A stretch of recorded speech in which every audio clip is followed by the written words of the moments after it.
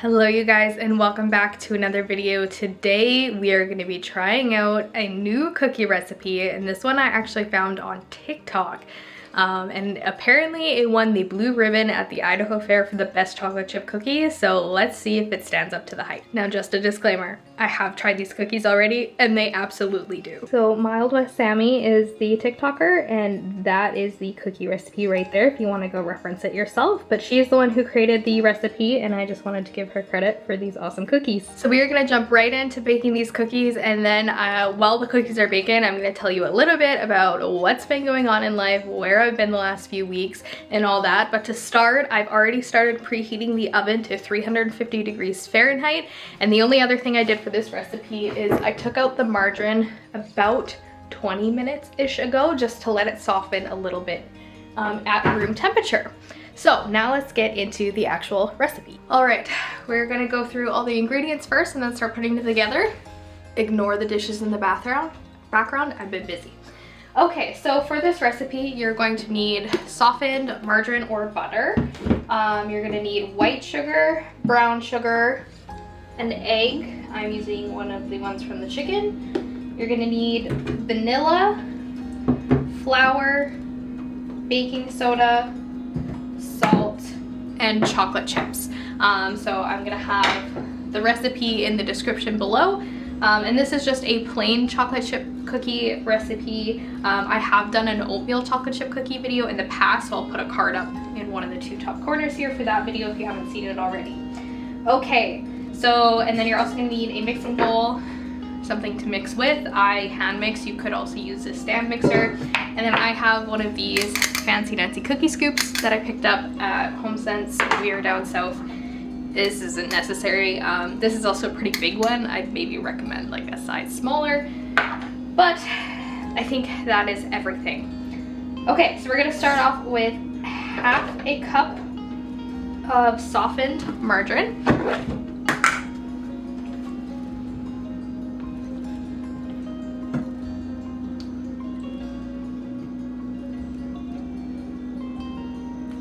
If this is your first video, I am not a professional by any means. I'm also very clumsy and I make a mess when I bake things, hence the butter on the table. Okay, so we got our margarine there. And then next we are going to do a 1/4 cup plus 2 tablespoons of white sugar.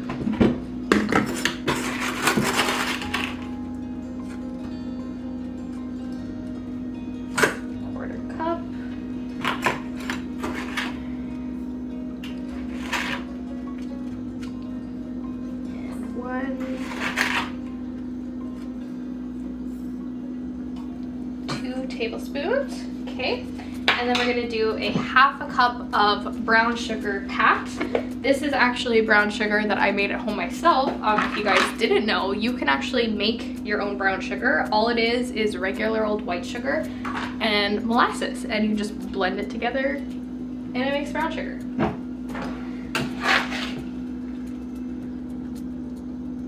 So there's a 1/4 cup.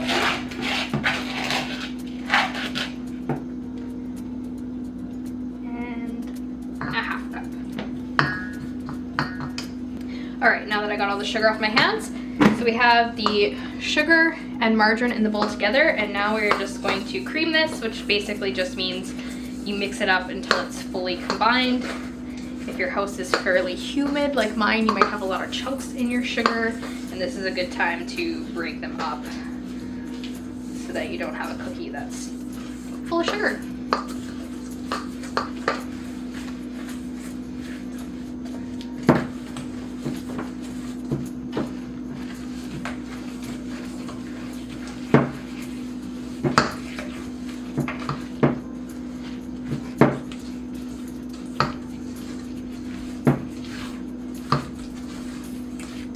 All right, so once everything is all mixed up,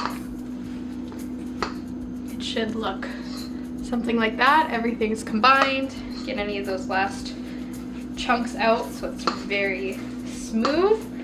And then we are going to add in our egg, and it's just 1 egg. Now I'm gonna grab a little dish because I have farm eggs, which means always check in case one's rotten, because I'd rather dirty an extra dish and not have to restart the recipe. Also, if you didn't know, the inside of my blue and green eggs are actually blue and green themselves.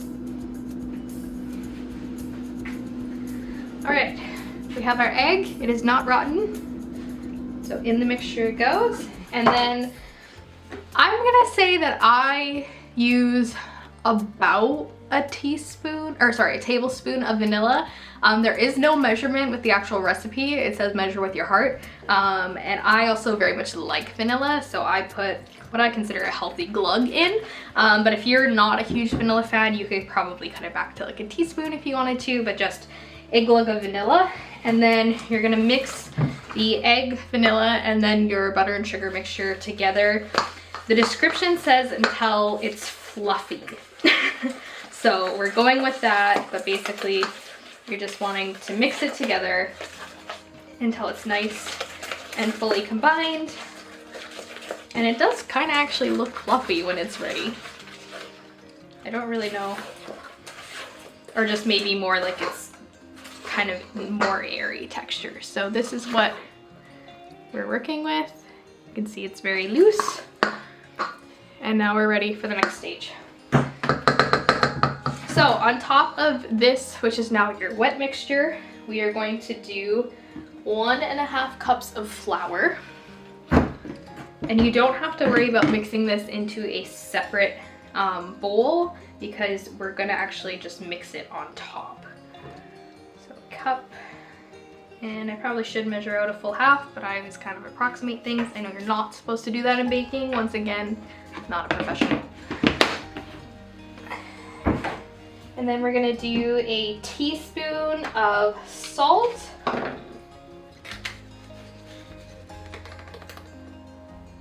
And a teaspoon of baking soda. Like so. Okay, and so now, like I said, we're gonna just on the top, just kind of mix all the flour and dry ingredients together so it's somewhat spread out.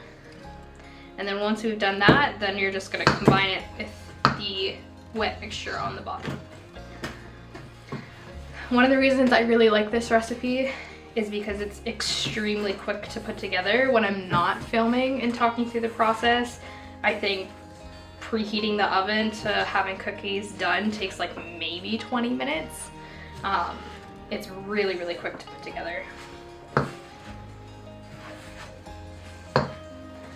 And then the one tip at this phase when you're mixing in the dry ingredients, Sammy says it's really important not to over mix the batter. So it's okay if it's almost like a little bit of flour still left over. You just want to make sure all the major bits are incorporated, because apparently overworking the cookie dough is not a good thing.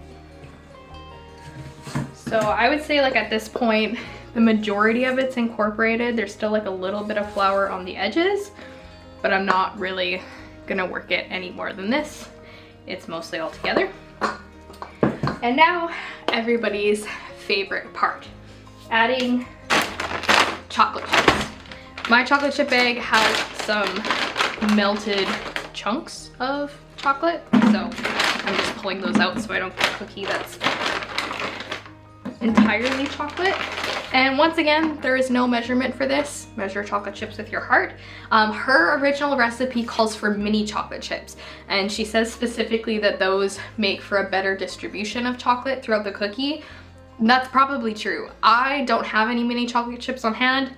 I honestly don't even think my store up here has mini chocolate chips, so I'm just using regular ones. It still works great.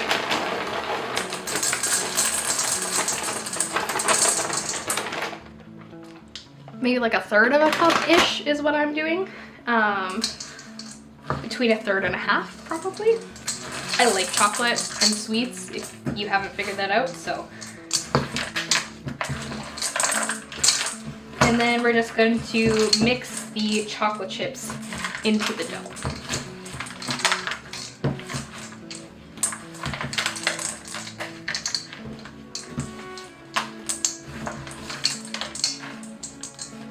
And it's usually in this stage that if you had any little bits of flour left over, this is where it's gonna get worked in anyways.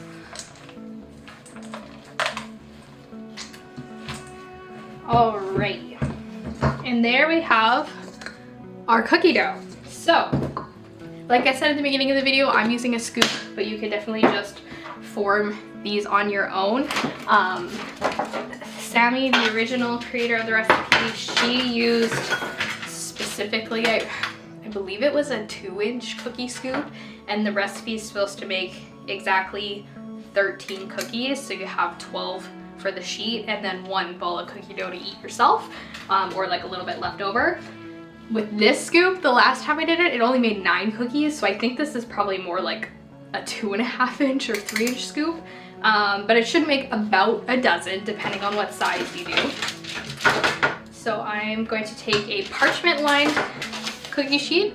I guess that's the other thing I did, is pulled out some parchment and then just making it level on my scoop and putting it onto the pan.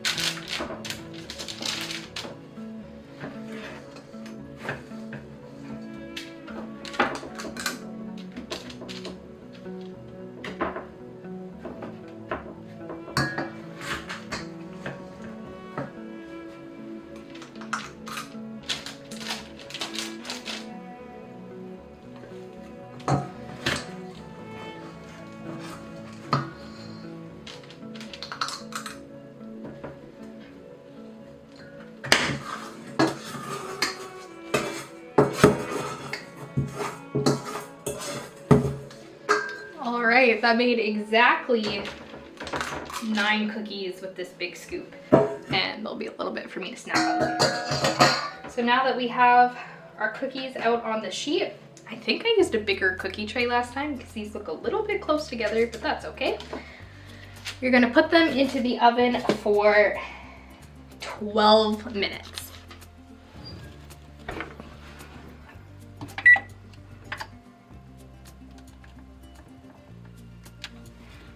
All right, while that is baking and we have a little bit of sunshine lighting up the kitchen, let's chat a little bit about where I've been. It's been a few weeks since I posted a video. If you watched the last video, I probably look a little different. I completely chopped probably over half my hair off. But yeah, so where we left off was the week before we were heading to Prince Albert for a week-long trip down south. It was part vacation, part we had a vet appointment to get Tyga neutered because he is turning 1 tomorrow. Actually, October 12th is his birthday. And then also we just had some errands and general supply runs to do. And we were also taking our truck in to get some work done on it because we had an engine light come on. So we got down to Prince Albert, took the truck in, had to take the truck back because it didn't get fixed the first time, but overall had a really great time in Prince Albert. I didn't film a video that week, partly because there was so much running around we were doing, but also it was kind of a little bit of time off from work and stuff, and I just wanted to spend it with my family and friends, and so I didn't pick up the camera. So then we drove the truck back north, and on our drive north, we had more truck issues. This is a relatively new truck that we purchased and still under warranty. Thankfully, we didn't have to pay for repairs or anything like that, but the engine started misfiring, which is not good for an engine. I'm nowhere near super mechanical, but it just definitely is not a good situation. So the day after we got back from our trip, I ended up having to be on the phone with the warranty company, and then the subsequent day sending the truck back south on a semi to get sent back to the dealership to do more work on it. So then we were without a truck for the day, and so I had some plans to do some chicken hunting and some other videos, but it required a vehicle for traveling to get to those areas. And so I didn't film that week either.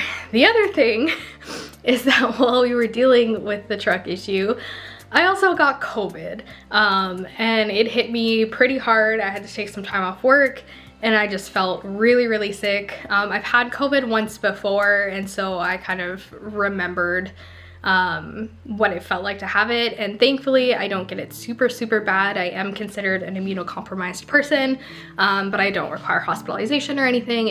I get really sick for about a week. So now that all of that is over, we just got our truck back yesterday because we had to make travel plans to go and pick it up because the warranty would cover sending it the 15 hours south, but would not pay for it to come back north. And instead of doing a flight, which we do have a direct flight to the city it got sent to get fixed in, but the plane ticket one way for one person is $800. And that is not an amount of money that we are willing to spend just to pick up a truck. But luckily we were able to combine some work things and get it picked up and brought back north. So now we are finally getting things back to normal. I'm finally not sick. And yeah, I'm just really excited for the rest of October. So that's where I've been. That's why I haven't been posting on YouTube as much. I'm also taking a little bit of a break from Instagram. As a photographer, Instagram has always been the kind of main app that I like to share my content and create with or connect with people on. But just with how the algorithm is going these days, not being able to find content that I'm engaging with and people not being able to see my posts, I just have taken a step back. I've actually uninstalled it completely off my phone. So if you normally find me on Instagram and you're wondering why I'm not posting anymore, that's why. I think I'm gonna be focusing more on YouTube and the community posts instead, just because I at least know it's reaching the people who enjoy watching these videos.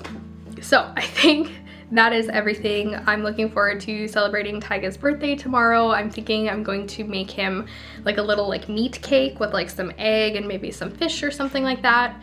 Yeah, the rest of the fall season, it is fall up here. We've had our first snowfall already. There's frost and fog in the air today, and everything, like our night temperatures are definitely below freezing now, so the garden's completely done. And we are just kind of transitioning into our fall lifestyle, which is a little bit more about hunting and fishing. So there'll be a little bit more of that content on, which if you're not interested in that content, I completely understand. It's not gonna bother me at all if you choose not to watch those videos. It's part of my lifestyle, but I don't expect it to be part of yours. So that is kind of what we have coming up. I'm planning on doing some grouse hunting. This weekend, we are hoping to do a day trip or two. My husband has a moose tag, so I'll try to bring the camera along and maybe do some filming of the scenery that we see. Hopefully we would get a moose, that would be great. And then if not, we're going to do some fishing and also possibly be making a trip south during the whitetail rifle season, and trying to get some meat that way. So hunting is how we get the majority of our meat and our protein. We do still buy stuff from the grocery store, but it's more to be supplemental and kind of maintain some variety as opposed to being our main source. So yeah, that was a huge long rant about what I've been doing and where I've been. Hopefully that wasn't too boring, but I'm going to turn the camera off now and I will see you guys when the cookies are done baking. All right, the timer went off. Let's get these cookies out.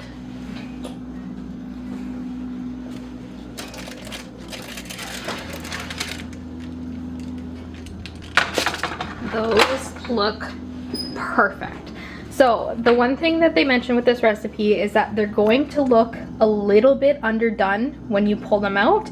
You can see they're still pretty puffed up and they look very soft in the centers, but as long as there's some browning along the edges, which these ones have perfect, then they are good to go. So I'm gonna let them cool on the pan for just a few minutes and then you transfer them to a cooling rack. Is it your birthday tomorrow? Hey, here's a cookie.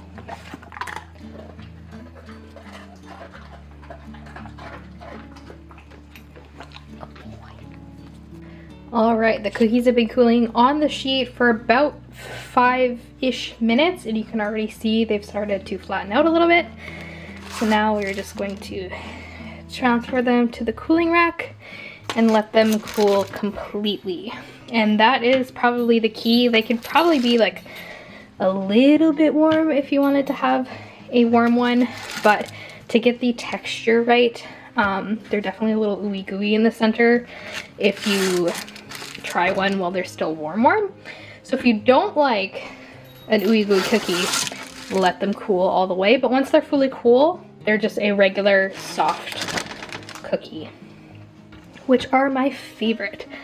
So I was really glad that I found this recipe. And once again, thank you to Sammy for sharing it. I can definitely see why it won a blue ribbon. Tyga would also like a cookie, but he's not allowed to have one. No cookies for you. Alright, the cookies have finished cooling, and now it's time for a taste test.